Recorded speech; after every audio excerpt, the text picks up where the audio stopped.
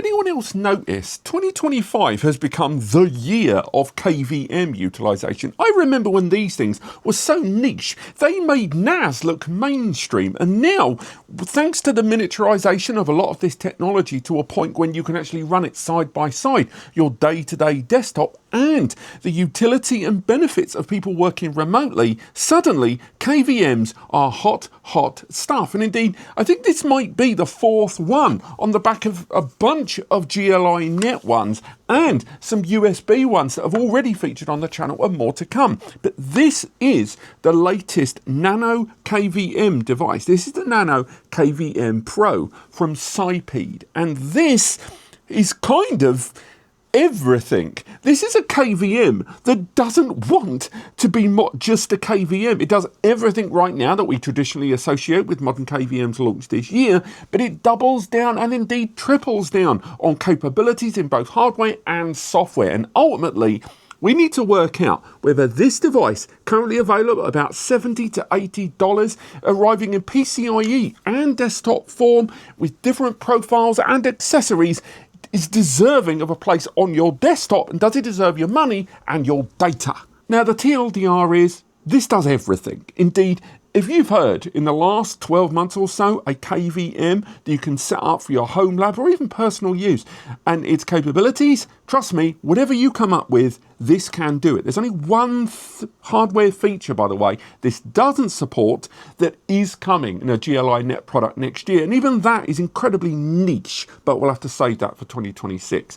But to go through the full list, this device arrives with not only its own software inside, their own KVM software that's built, by the way, on the open source PiKVM, but alongside that, you've got internal storage at 32 gigabytes that can be used to house individual ISOs that you can upload to it. But alongside that, it's got an SD card slot to expand that storage even more.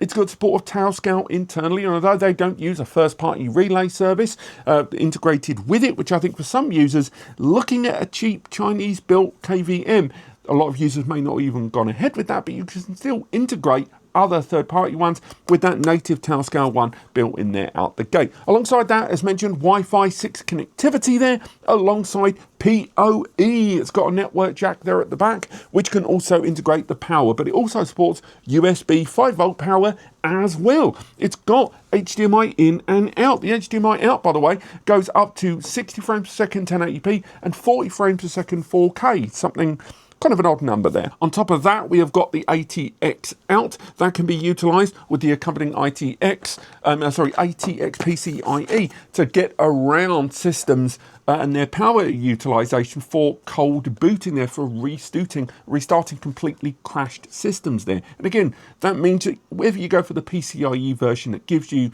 the ease of accessing into your ATX power, or you use this and those adapters, again, they've got individual costs of what's included in each kit. There's even support of USB KVM running this with virtual networking via the USB. And although the standard version's got your USB cables and it's got your HDMI cables, you can get a myriad of different accessories. So for example, there is that ATX power adapting kit here. And again, it even arrives with the dip cables that you can put into the 5-pin just above the Ethernet connector there as well. Quite standard cables. Again, they're not bad, but they're not outstanding there. There's even an $18 LED ambient light accessory that you can use and connect into this device, allowing you to have an ambient light around your monitor that reacts and matches what's on screen. Why is that important? Well, some users quite like to have that RGB set up across their desk, but I would say out the box, one feature that's missing is the ability, for example, for this LED light to change depending on if the KVM's being accessed, which would be pretty good in a mixed office environment to know at the glance that a system's being connected to, where if it's green, it's being accessed and red, it isn't. Now, that isn't included as a feature in the baseline model, but I will say, because of the enormous knowledge base available at Cyped's website, the resource, the GitHub repositories and guidance on creating your own app services and script, very well put together, by the way, there in the background. I'm pretty sure you could probably make something like that and then distribute it for other users in the community with ease. Unsurprisingly though, given all of those ports and connections that are bunched together there, and the LCD screen there on the front, and the capabilities and the flexibility of that hardware architecture, and we'll talk about the specs in a moment on that, I will say that temperature-wise, this is a hot little biscuit. When I had the device being accessed constantly for the better part of an hour, the CPU sitting around 25% utilization, I saw temperatures of around 48 to 52 degrees. Now after that, I set the device up for 24 hours and accessed it around 7 or 8 times over the course of a day. And then I saw the temperatures sit around 50 to 52. Now dissipation wasn't that bad, and it didn't go much higher than that. When I was knocking around with some of the early AI stuff, more on that later, I got the temperature getting a little closer to about 56, 57, but still, although it's going to be warm, it wasn't outrageously hot. I could definitely pick it up and deal with it, and ultimately it wasn't problematic, and it didn't affect any of the power draw from the PoE switch I'd connected it to. And on PoE, the brand is almost embarrassingly modest about the fact that it's got dual power input there. The ATX connector to your MOBO pins, fair enough. But it's almost like it's a given for them to go, of course it's got PoE, of course it's got USB power. I love that it's got both, and they're being so bloody modest about this. When Cypeed sent this to me, and again, they've sent me this unit in the accessory kit, they're not paying for this video, they're seeing it at the same time as you, etc. I originally looked at it and was like, there is a lot going on in here. Surely it can't deliver on all of that. And the build design is pretty solid, although I will say the twisty little dial there on the front, that does feel very cheap. And particularly when it's got touchscreen as well, this feels like almost a design choice to be quirky rather than it is usable. It's only really for confirmation. Think of a button on an iPod Nano. Really, if you had an iPod Nano with touchscreen, the last thing you want to do is dick around with that button. This feels much the same, but the controls are then. You can navigate the full options. Now, I want to talk a little bit about this LCD panel here, because honestly, of all of the marketing I've seen around the KVM Pro, I think this is one of the things that gets really overlooked. If this device is going to be on the desktop next to your standalone PC every single day, so you've got the option of KVM down the line, what else are you going to do with it? We've got the clock there, obviously, and we can get real-time information about the network IP.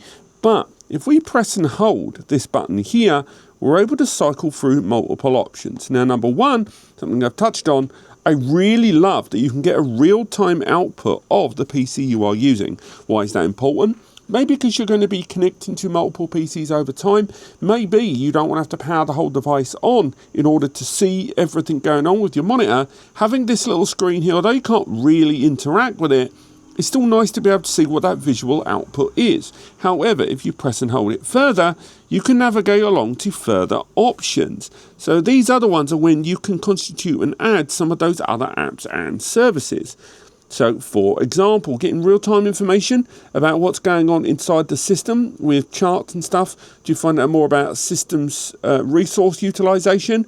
Then, on top of that, you can choose to move away from there into some of the pre-designated containerized applications to do different things. Some of them are for real-time information. Other ones, as you can see here, are for linking towards different currencies, which again, although you might not use, is still pretty cool.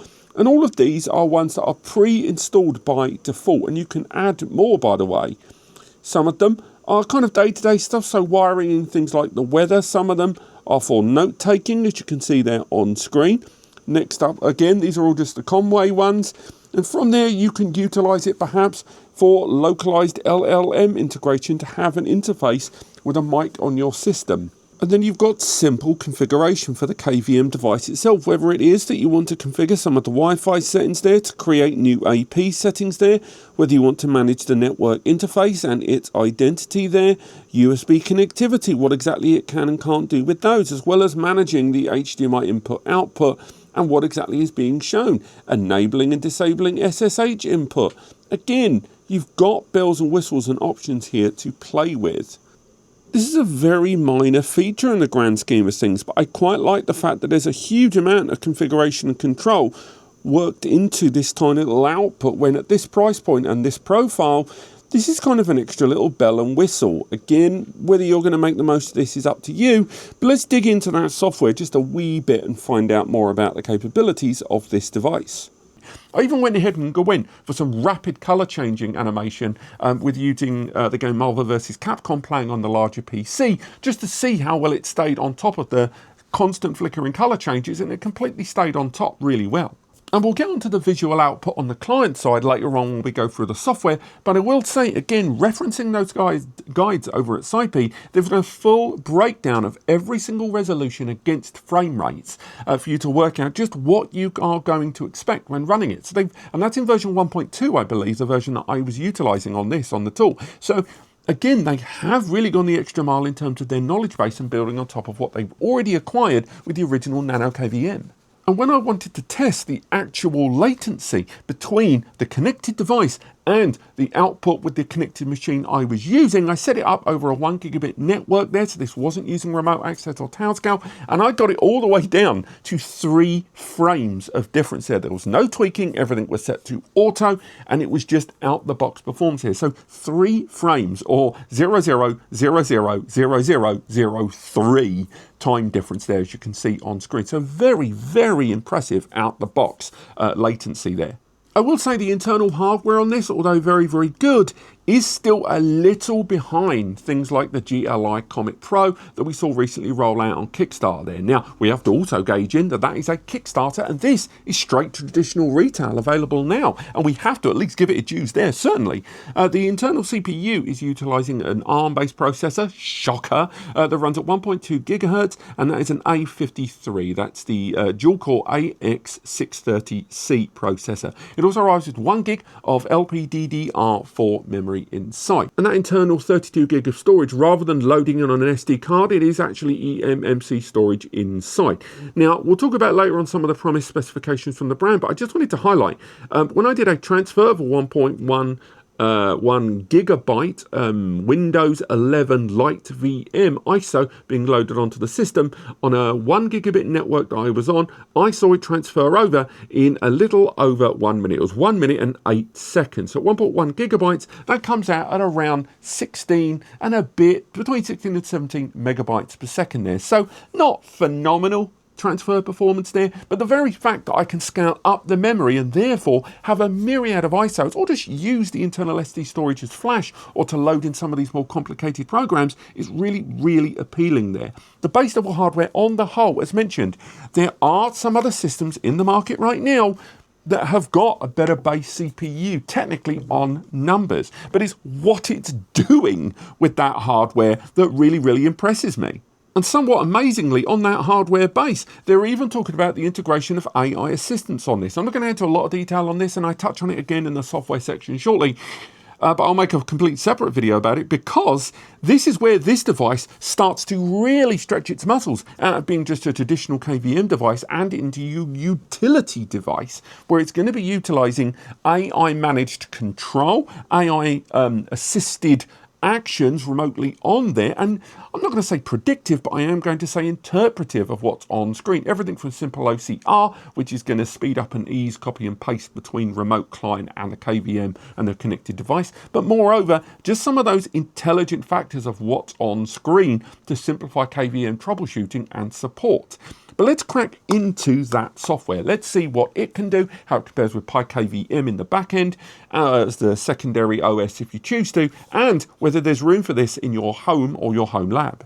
Right, so we're on the desktop of my test laptop here. The machine we're connecting to is on the other side of the room, a little Minisforum MS01. And we will get onto the desktop later on and sort of go through some of the bits and bobs and what some of the apps and services that are built into this, as well as factoring in the differences in some places between this and PiKVM. But I do think it's worth highlighting, now I've mentioned it already in the video, but Apparel's Adventure here, we talked about him on the channel before. I would argue is basically the go-to KVM guy. And although I do talk about NAS stuff, I talk about storage and networking, specifically when it comes to KVMs along with a bunch of other devices, his understanding of security is unparalleled, and I would argue right now for a bigger deep dive into the background of KVM utilization, and more precisely, if you want to learn more about his almost hour-long dig into the first generation of the first 3 devices from SciP here, again, I recommend you check it out. There's another Reddit thread attached to it as well. And although a lot of the things in that video have, I say a lot, I would say more than half of them have been addressed in the Pro version of the NanoKVM, and he himself does highlight here in the comments about some of it has changed in his comparison between several different KVMs. Again, I've linked to that. I'll try and link to a few of these, the more choice videos in the description below. There is a whole breakdown from and response from the brand themselves, going through some of the logical reasons, costs, development and whatever, and to do with the open source connections as well. And some of the DNS choices and the DNS restrictions and the root password stuff are all broken. So I'll link to those all below. Alongside that, I'm going to be doing a follow-up video touching on some of the LED connected stuff with this device, as well as some of the stuff to do with the DIY applications as well. Again, in this video, I touch on that on the LCD screen of the device, some of the stuff that's built in by default, whether you like that or not, we'll have to wait and see. But I'm also going to be digging into just how and what this device was connecting to throughout the course of my testing. It's on the IP109, as you can see we've listed here, and just to sort of allude to it ever so slightly here, we go into that IP109 that we're connecting to there. This is pretty much all of the traffic we've gone through so far, but again, I'm going to have to go into more of it there, because there was also a Wi-Fi connection. There was obviously when we were connecting some of the GitHub and some of the pulling down of images and the firmware updates. That's just going to have to be stuff we're going to go into way more detail later on in the second video. But given the preponderance of extras that are built into this, such as, again, that desktop UI, some of the advanced applications, as well as the custom application platform that's being worked into it there, and indeed all of the bits and bobs via their own GitHub repository, a second video is going to be necessary that goes into a little bit more depth. For now, though, let's crack straight on with the KVM user interface itself. Now, we've already looked at a few here on the channel, the USB one. We're looking at some of the GLI net stuff there. And again, at the moment, there seems to be a KVM arms race right now between a lot of developers that are trying to come up with very cost-effective KVMs, with, frankly, Jet KVM cracking the market to universal praise, and indeed community praise a great deal, leaving everyone slightly on the back foot. And now, as they're all going into their second and in some cases third versions, we're starting to see a lot more of the evolution of this. So it is more now than just viewing via your browser there. If we go into this, we can see a lot more configuration and control open to us. So, for example, we're running version of the application 1.2 right now, but I know they are still rolling out more. You can also switch into a PiKVM interface that will have to reboot the system, so we'll come back to that later on.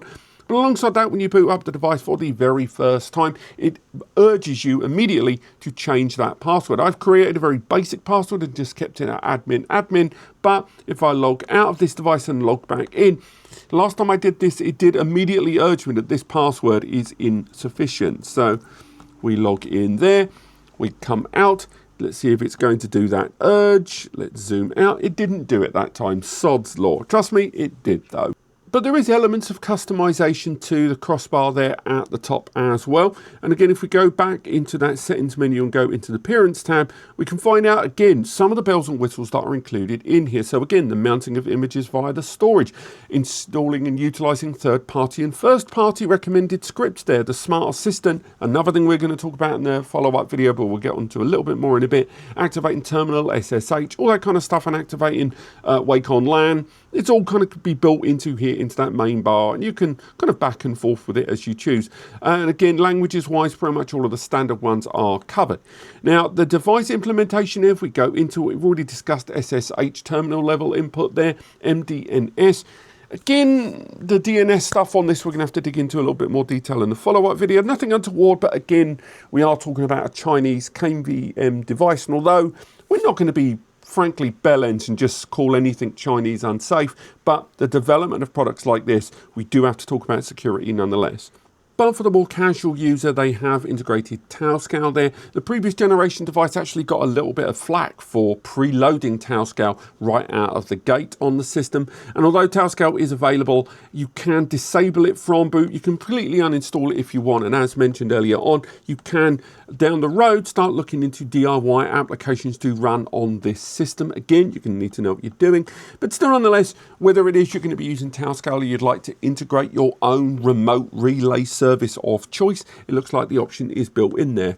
Additionally, like most KVMs these days, you can utilize the internal storage, or in this case, the SD card storage, to mount individual ISOs onto the system, which you can then access at rebooting the system in BIOS, or alternatively, use a virtual network card there as well. The extent to which you're going to utilize these in a domestic setting, and these options to sort of work around, debug, troubleshoot, or just generally pass data over between the two systems? Well, that's really up to you. I would say up here the options open to you for that, whether it is that you're going to be mounting images that you've already uploaded onto the system, and uploading images onto it were pretty smooth. And as mentioned earlier on, the PoE network input there is joined with Wi-Fi connectivity there as well. So you've got that as a kind of failover or just a chosen pathway depending on your own network setup there. Again, some interesting options here with regards to the HDMI input output. Options with that mouse jiggler, kind of a standard at KVM these days. Again, it is built on open source.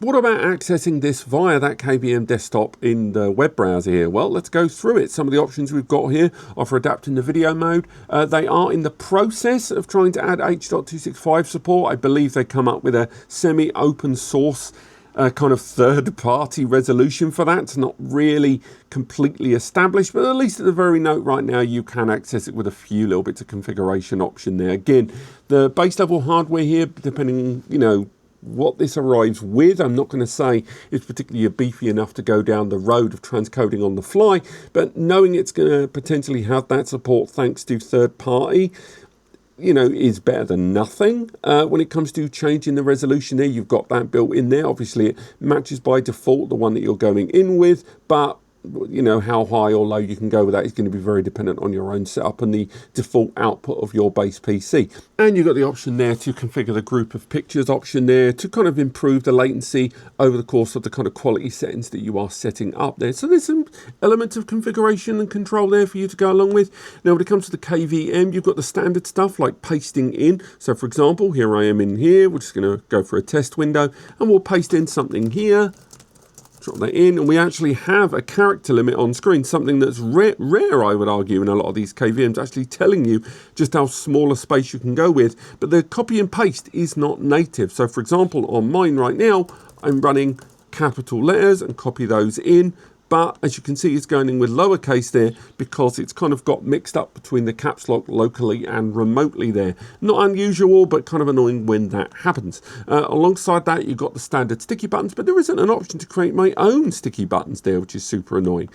Something I thought was fairly standard at this point. You can put the on-screen keyboard, and obviously you can lock in and hold some of these buttons. But some KVMs I've utilized in the past have allowed me to create my own custom hotkeys there, which can be very useful, particularly for those that are looking into going for BIOS boot with these devices. And if you're going to be using the ATX card as well, where you might need to navigate some command line options at boot, having some customizable hotkeys would have been quite nice there. With the mouse settings there, you can change some of the options for the mouse mode, whether you want it relative or complete absolute control, mouse wheel speed, and right now, as you can see, I'm running HDMI only mode because I'm actually running several different things in my web browser, which does make running some of the kind of native KVM or the keyboard and mouse inputs onto this quite messy. It's not really the fault of the device, but I'm kind of forced by my recording to utilize this. But unfortunately, that does mean it blocks out some of the storage mounting. So do keep that in mind. As mentioned, you can run customized script onto this device and the integration of that smart assistant stuff there, where you're going to be able to use AI assisted services to understand and get more intelligent inputs and indeed to a point outputs here on your system using that chat agent there on the left. Now, again, how much people are going to use this, the LLM services there, you're going to have to wait and see, and we'll try to maybe explore that in a follow-up video. Again, we are now still talking a lot more about using remote access LLM services. Nothing local, really, because realistically, there just isn't the hardware to do really aggressive AI LLM stuff. But still, that might be something you are interested in for streamlining the remote access and the efficiencies that AI bring. We already talked on some of the connections there with using terminal SSH services and, of course, utilizing that Wake on LAN. Navigating and exploring is pretty darn snappy. Ultimately, testing the responsiveness is going to be difficult because of all of those variables. But I would say when you're trying to look at video, when you're trying to play anything, again, the input, at least over my local area network, was very good and very responsive. Again, there are tools out there for you to test visual outputs, mouth testing, sensitivity tracking, input lag. You've got all of that, but it's very hard to utilize these via the remote access setup because these are designed for local input. But I saw nothing during my testing of this that made me think that this wasn't delivering on those promises, at least in terms of remote access with low latency, high performance. I didn't even touch on the fact that you can very easily and quickly manage multiple NanoKVMs across the board via this whole overview here, allowing you to add devices on the fly and then manage them and dip in and out of them very easily. Now, the level of control you have over them is debatable, so you can't really action anything within this user interface for update to push it to do stuff, but still nonetheless, it's nice to have that, visit the device going in and out of it there, or alternatively, changing some of the bells and whistles, but you can't really action it to do certain things you can in a true overview fashion. Still, it's nice to have that. But for now, let's head into the PiKVM Outlook and reboot the system and just seeing it from that side. Now, when you've rebooted the device and gone into PiKVM, that is when you really find out the benefits of utilizing either the native software this arrives with that they're working on, as well as the backend open source if you want to take advantage of. For those that aren't aware, it is still tremendously customizable. It is a little complex for some, and some of the options, if you get them wrong, will knacker things for you, frankly. But still, having that massive level of access and massive level of customization and control, again, all of the shortcuts that I wanted earlier on, bang, there they are. A lot more option with regards to copy and pasting in there. Again, bang, there they are. And again, this is something you can take advantage of yourself. They're all built into it there within PiKVM. The point I'm making is, yes, the base level software isn't perfect, and there are some bells and whistles that perhaps could be added to it. But I will say, at any time, you can just flick immediately over to the PiKVM, base level if you choose to on the open source, and really take advantage of it all. Just know that it is a little bit more intimidating there for the novice user. Bottom line, in terms of software, whatever things that I say that the initial software on this device it can't do, PiKVM takes up the slack. It just does it in a slightly more intimidating way. And ultimately, right now, this device is still appearing to me, at least in terms of cost overall, a fantastic little option for those looking at remote access KVMs. Just keep in mind, of course, that this is a service level product that I would still recommend alongside TowerScale or other remote access services in terms of security. But let's crack on back to the studio. We simply can't wrap up this review without talking about security. This thing is crazy affordable, but at the same time, we have to wonder about the security of any of these devices. Any of the KVMs are featured on the channel, really. But I will say that the brand themselves, much like their knowledge base, have been very forthcoming with the answers to my questions, whether it is feedback on previous devices or inquiring after the security, and moreover, kind of user expectations of security and what they are provisioning for on this device. Multiple questions on screen. I'll go through the full answers and I'll add them to the article below. As soon as that's finished, it should be finished at the time I publish in this video. And on the whole, they left me happy with what was there, whether it was that I was digging in with that Unify stuff that we're going to be doing a follow-up video on this device on, that didn't really see it overriding any of my chosen DNS settings. It left me pleased, and ultimately I reckon this thing is going to live in my network for a while. This might well be the score to beat right now in the market, and unsurprisingly, these little babies are going to see a comparison very, very soon. But at between $87 and $96, you could do a lot worse. And given the similarity in pricing between it and the original, this, and that was already quite a popular device, I'll say right now, this is looking ideal as if. Is it perfect? No, it's still going to rely a lot more on third-party remote access protocols there for many of you. And a lot of the scale out, I would say, is going to hit a limit on that CPU. The memory is slightly less, though. I think a gig is actually pretty generous here for what we're trying to do. But for a dual-core ARM inside this, the sheer promise and ability that this is saying it can do, I'm not doubting it in the long run, but that CPU would sit around 50 to 60 very easily when I was doing very little during the access. So once you integrate some of the AI services, and I'm sure client side and edge are going to have to take up a lot of the fair share, that's something to keep in mind about the kind of length and breadth of their expectations. Ultimately, the KVM Pro, or the NanoKVM Pro, is a great little device, and in the range of currently available to buy KVMs in the market, this thing stands out a mile in its hardware-rich environment, but it's also software-rich environment. But what do you guys think? Let me know what you think in the comments. Again, there'll be a written review below, hopefully at the time this video gets published.